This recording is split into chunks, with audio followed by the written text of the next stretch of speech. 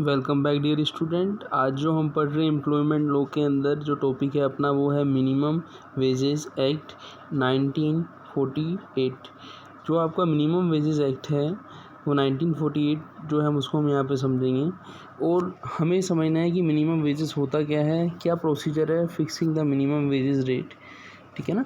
अब हम समझते हैं सबसे पहले कि वेजेस होता क्या है। वेजेस वो होता है जो एम्प्लॉयर एम्प्लॉय को किसी काम के बदले देता है, उसको हम क्या बोलते हैं, वेजेस बोलते हैं।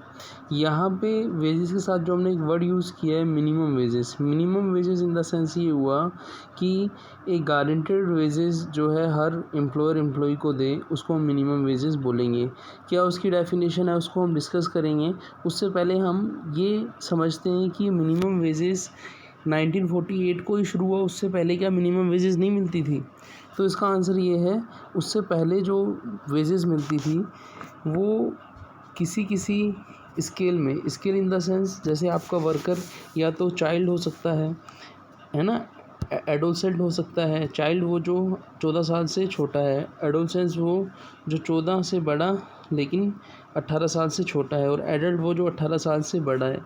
और इसके अलावा फीमेल है ना, मेल में भी कैटेगरी है, स्किल्ड अनस्किल्ड सेमी स्किल्ड, है ना, मेल फीमेल में भी कैटेगरी है। तो ये जो हम चीज़ें हम जो वर्कर्स को देख रहे हैं, एम्प्लॉय को देख रहे हैं, क्या 1948 से पहले क्या मिनिमम वेजेस नहीं मिलती थी। तो इसका आंसर ये है कि किसी कैटेगरी में हो सकता है, किसी एम्प्लॉयर के पास हो सकता है कि जो वेजेस मिलती होगी उन वेजेस से जो है एम्प्लॉय जो है not able to complete their minimum necessity, कि वो उससे अपनी मिनिमम नेसेसिटी को भी पूरा नहीं कर पाता था। मिनिमम नेसेसिटी आप समझते हैं एक व्यक्ति की क्या होती है, रोटी कपड़ा और मकान।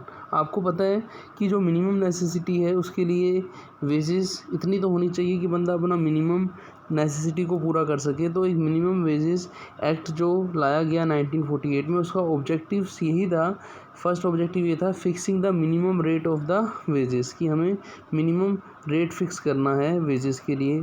फिर दूसरा क्या था, basic rate of wages and special allowance at the rate of to be adjusted, कि हमें बेसिक वेजेस तो देनी है, साथ में जैसे आपका ह्यूमन रिसोर्स अलाउंस है वो भी देना है। इसके अलावा हमें सेफगार्ड करना है इंटरेस्ट ऑफ द वर्कर के, हमें क्या करना है, सेफगार्ड करना है ना। हमें रिवाइज करना है मिनिमम वेजेस को, मिनिमम वेजेस जो पहले थी उसको हमें क्या करना था, रिवाइज करना था। तो इन सब चीज़ों के अंदर हमने मिनिमम वेजेस रेट के अंदर जो चीज़ें हमने समझी हैं वो ये है कि एक तो गारंटेड वेजेस मिले एम्प्लॉय को, अलाउंसेस मिले, बेसिक भी मिले। इसके अलावा उसको एम्प्लॉयर जो फैसिलिटी देता है, जैसे आपने देखा होगा cash value of concession in respect of essential supply जो देता है, उसकी जो वैल्यू है उसको हमें इंक्लूड करना है या फिर नहीं करना है, उसको हमने इसमें डिसाइड किया। वेजेस की डेफिनेशन के अंदर हमने इसको डिसाइड किया। तो वेजेस की डेफिनेशन के अंदर हम आते हैं तो उसमें दो ही चीज़ें हम शामिल करते हैं, ठीक है ना। एक तो आपका बेसिक और दूसरा क्या, अलाउंसेस। तो आपसे कोई पूछे वेजेस होता क्या है, तो आप बोलेंगे wages is the remuneration which is capable of being expressed in terms of money which is payable after the fulfillment of terms of employment whether expressed or implied, कि एक पर्सन ने कोई काम किया और उससे पहले ही अपनी टर्म्स थी, चाहे वो एक्सप्रेस है चाहे इम्प्लाइड है, कि हम उसको उसके बदले में जो मनी पे करेंगे उसको हम वेजेस बोलेंगे। And it includes HR basic etcetera, है ना। इन सब चीज़ों को हम इसमें इंक्लूड करते हैं। अब हम बात ये करते हैं कि जो अपना एम्प्लॉयर और एम्प्लॉय की डेफिनेशन क्या है। एम्प्लॉयर वो रहता है, एम्प्लॉय करता है अनदर पर्सन को आइदर डायरेक्टली और इनडायरेक्टली। एम्प्लॉयर किसी जैसे एक फैक्ट्री का एग्जांपल लें तो फैक्ट्री के अंदर वो जो मैनेजर है फैक्ट्री के अंदर, फैक्ट्री मैनेजर, वो एम्प्लॉयर है। तो एम्प्लॉयर वो होता है जो एम्प्लॉय को क्या करता है, एम्प्लॉय करता है किसी काम पर। एम्प्लॉय वही हो गया वो पर्सन जिसको एम्प्लॉयड किया गया। Employ is a person who employed by employer for, है ना, वो स्किल्ड हो सकता है, अनस्किल्ड हो सकता है, क्लैरिकल हो सकता है, मैनुअल काम करने वाला हो सकता है। इसके अलावा उसके साथ जो हम टर्म्स ऑफ एम्प्लॉयमेंट वो एक्सप्रेस हो सकता है और इम्प्लाइड भी हो सकता है।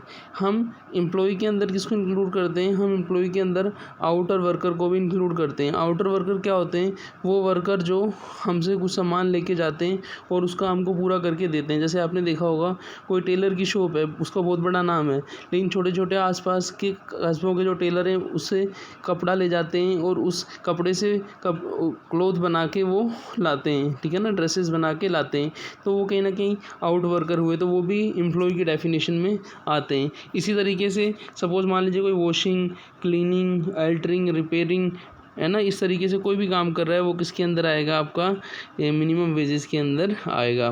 तो मिनिमम वेज के अंदर हमने समझा कि मिनिमम वेजेस होता क्या है। मिनिमम वेजेस के अंदर हम बेसिक्स को इंक्लूड करते हैं और किसको इंक्लूड करते हैं, बोलो, अलाउंसेस को इंक्लूड करते हैं। अब क्वेश्चन ये बनता है कि मिनिमम वेजेस की डेफिनेशन क्या है। तो मिनिमम वेजेस, जैसे आपने कभी देखा हो किसी को वेजेस का पेमेंट करते हुए, या तो पेमेंट उसने किस बेस पे किया होगा, टाइम के बेसिस पर, कि भाई 8 घंटे की ड्यूरेशन में 800 रुपये मिलते हैं किसी को, तो 1 घंटे के लिए उसको 100 रुपये मिलेंगे, तो वो आर्ली बेसिस होगा। ऐसे आपने देखा होगा पीस रेट कि आपने इतने यूनिट बनाई, है ना, जैसे क्लोथ का जो वो टेलर से लेके गया था, जो मेन शॉपकीपर था, जो एम्प्लॉयड था, टेलर, जो बड़ा टेलर था, उससे वो जो लेके गया था क्लोथ, अब उसने कितने पीस बनाए, पर पीस के हिसाब से भी वेजेस मिल सकती है। तो हम ये देखते हैं कि जिसमें एम्प्लॉय को फ़ायदा हो उस मेथड से हम क्या करते हैं, वेजेस को कैलकुलेट करते हैं ताकि वो मिनिमम वेजेस की डेफिनेशन को पूरा करे। तो ये जो अपना मिनिमम वेजेस एक्ट है, इसके अंदर हमने यही पढ़ा कि जो मिनिमम वेजेस होती क्या है, उसकी डेफिनेशन क्या है, मिनिमम वेजेस एक्ट के क्या ऑब्जेक्टिव्स थे, मिनिमम वेजेस के अंदर हम किस किस को इंक्लूड करते हैं, मिनिमम वेजेस डेफिनेशन की।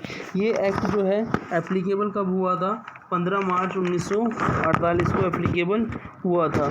और इसके अंदर जो हम वेजेस को इंक्लूड करते हैं उसके अंदर time work, piece rate, guarantee time rate, है ना, गारंटी टाइम रेट का हमने जैसे पढ़ा कि जिसमें उसको फ़ायदा हो वर्कर को। इसके अलावा ओवर टाइम को भी हम इंक्लूड करते हैं। और जो हम एम्प्लॉयमेंट पढ़ते हैं इसके अंदर, जैसे आपका चाइल्ड का है तो वो 14 साल से छोटा है तो वो चाइल्ड है, ठीक है ना, वो एडोलसेंस है तो वो 14 साल से बड़ा है लेकिन 18 साल से छोटा है, और एडल्ट है जो आपका 18 साल से बड़ा है। तो मिनिमम वेजेस एक्ट के अंदर हमने वेजेस की डेफिनेशन समझी, एम्प्लॉय की डेफिनेशन समझी, मिनिमम वेजेस एक्ट के ऑब्जेक्टिव्स को देखा, है ना। तो हम मिलते हैं नेक्स्ट वीडियो में। थैंक्स।